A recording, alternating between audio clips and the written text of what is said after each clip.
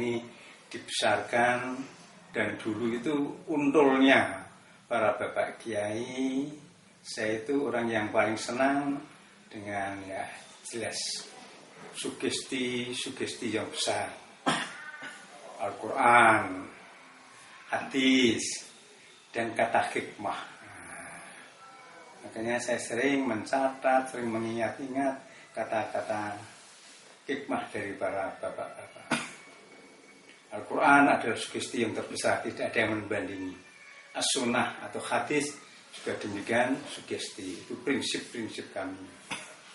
Kemudian masalah kata hikmah. Perlu kita ketahui, tokoh kita dari masa ke masa kita tidak akan lepas dari Fadhilatul Syekh Mbah Kiai Hasyim Asy'ari. Jadi ada orang luar negeri mengatakan beliau adalah founding father kemerdekaan Indonesia. Inilah Mbah Hasyim Asy'ari, satu-satunya orang yang mendapat predikat Rois Akbar. Setelah Mbah Hasyim Asy'ari tidak ada lagi. Setelah Mbah Hasyim Asy'ari, Rois Am. Apa sebab dikatakan peletak pertama kemerdekaan Fadhil Fatis? Karena beliaulah yang pertama kali memunculkan resolusi jihad tahun 22 Oktober 1945. Mungkin itulah yang mengilhami dengan adanya pertempuran sampai ada sekarang kita kenal dengan Hari Pahlawan tanggal 10 November. Nah, ini perlu kita ketahui. Jadi beliau ini orang penggagas resolusi jihad. Jadi orang Islam harus mempertahankan kemerdekaan. Bagi orang NU adalah fardhu ain mempertahankan kemerdekaan. Jadi kemerdekaan ini sudah harga mati, tidak boleh dirubah menjadi negeri jajahan lagi, sudah tidak boleh. Nah, jadi kita ini harus mempertahankan NKRI. Ini ya NU ini orang-orang banyak tidak tahu dengan resolusi jihad itu.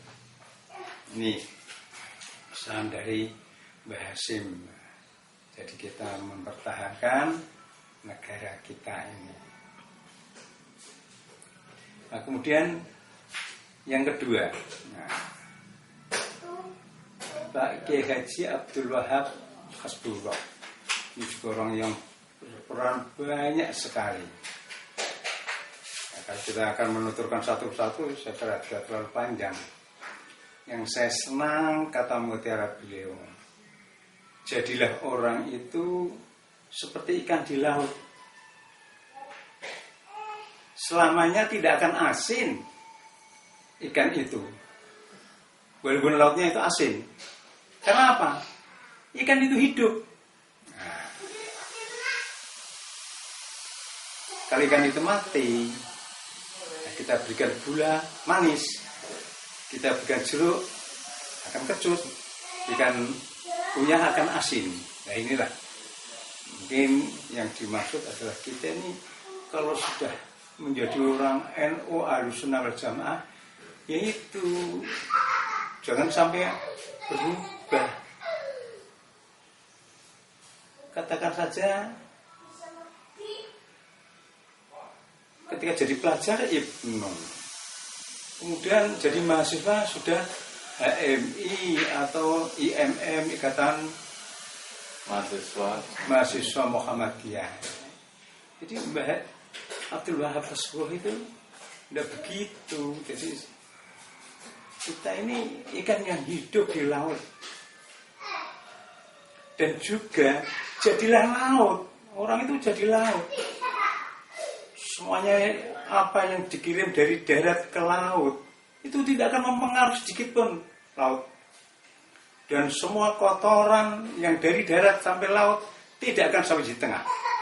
Pasti ya, hanya di tepi saja. Karena adalah bangkai kerbau tidak mungkin akan ke tengah laut. Gila. Dan tidak akan mempengaruhi sedikit pun. Laut itu tetap asin, tidak akan berbau karena bangkai tidak akan. Nah, ini luar biasa kata-kata dari Mbah Abdul Wahab Hasbullah. Nah, ini. Kemudian Bapak Ki Haji Bisri Samsuri. Beliau ini kata Gus Dur adalah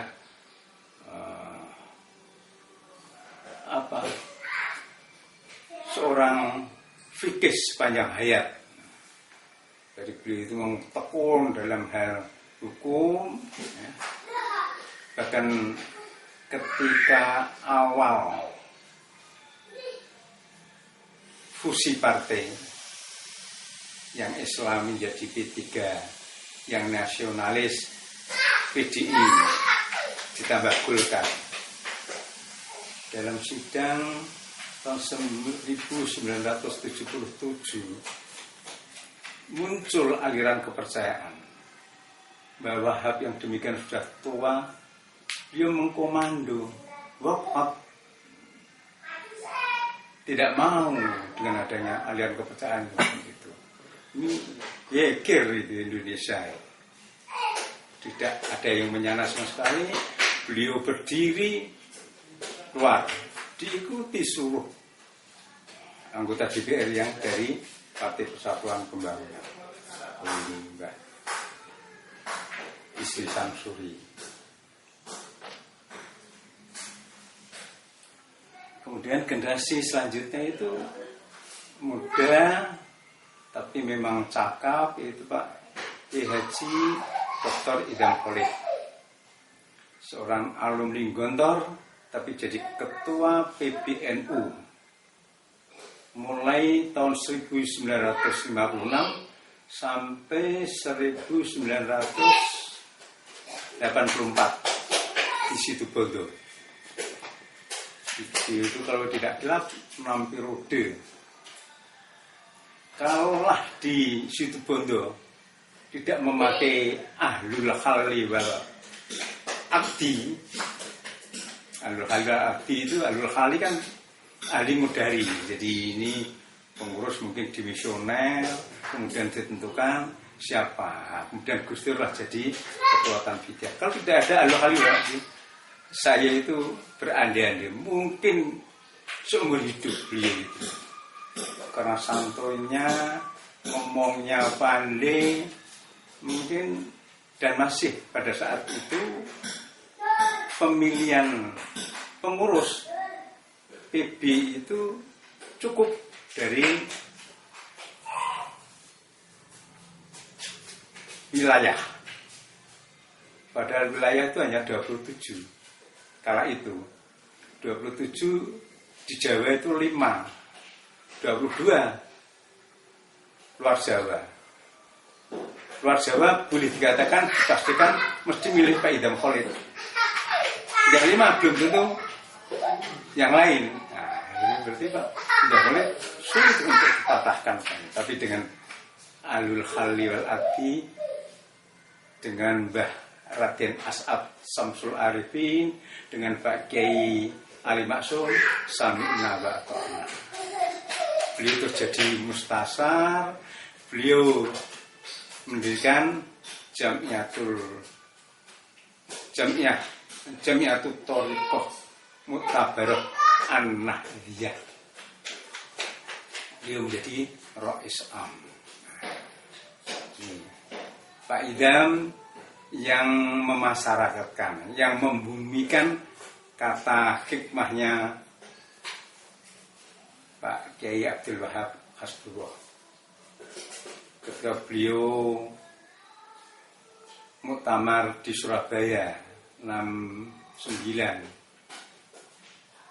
Beliau dicecar karena dianggap berdendang sayang dengan Aidit, seolah-olah dianggap membesarkan.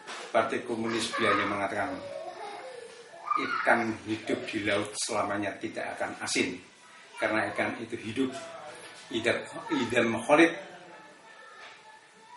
berteman dengan DNID tidak akan menjadi PKI, karena Idam Khalid itu hidup. Akhirnya muktamar dikatakan aklamasi memilih beliau lagi. Ini luar biasa ya Pak Idam ini. Selanjutnya Rois Am,